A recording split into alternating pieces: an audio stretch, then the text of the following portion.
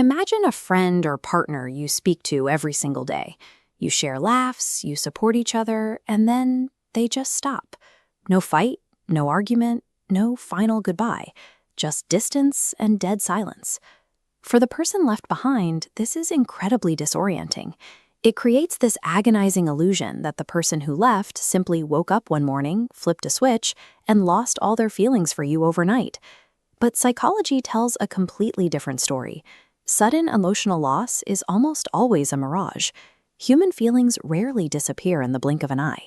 Look at this chart comparing two timelines of a failing relationship.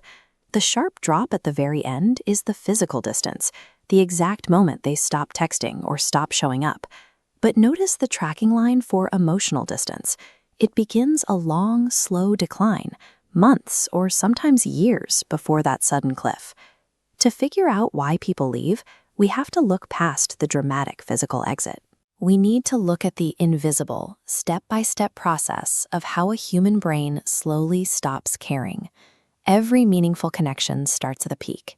You share everything, the conversations are effortless, and the sheer novelty of having someone new in your corner floods your brain with excitement. This diagram illustrates what happens next. It shows a process called neurological adaptation. The human brain is biologically designed to conserve energy. When it encounters something new and exciting, these high-intensity nodes light up. But as a pattern repeats and becomes predictable, those glowing nodes inevitably dim down to a low-energy, steady pulse. This exact biology applies directly to our relationships. As the connection becomes a routine part of your life, the gauge for active attention steadily drops, while the normalcy meter goes up. What was once thrilling simply becomes your new normal. It is easy to misinterpret this drop in attention as someone pulling away on purpose, but it isn't driven by dislike or malice. This is simply the brain's default setting for handling repeated experiences. But it produces real outward symptoms. You'll notice the conversations getting shorter. The replies become slightly delayed. The interactions shift from intentional check-ins to purely routine habits. When this normalcy sets in, if neither person is consciously working to keep the spark alive, the relationship quietly begins to starve. It loses the vital attention it needs to survive. Imagine being on the other side of that fading connection. You start to notice the routine. You feel unheard, consistently ignored, and entirely unappreciated as the effort drops off. This triggers an instinctual defense mechanism, known in psychology as emotional disengagement. People who feel chronically neglected rarely explode in sudden anger.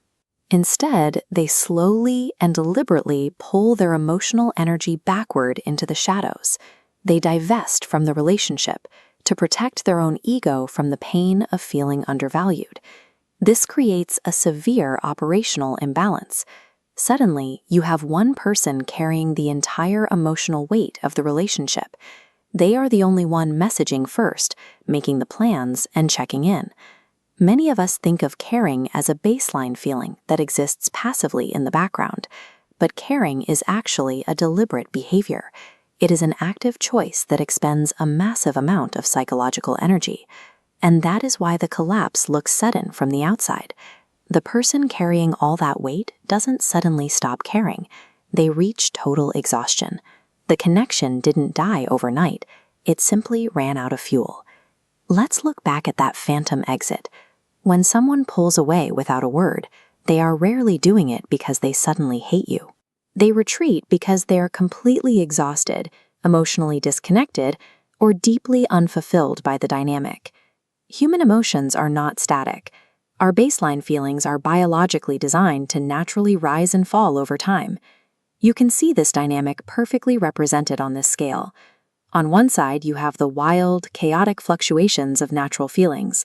The only way to stabilize that chaos is by placing heavy, deliberate behavioral effort on the other side.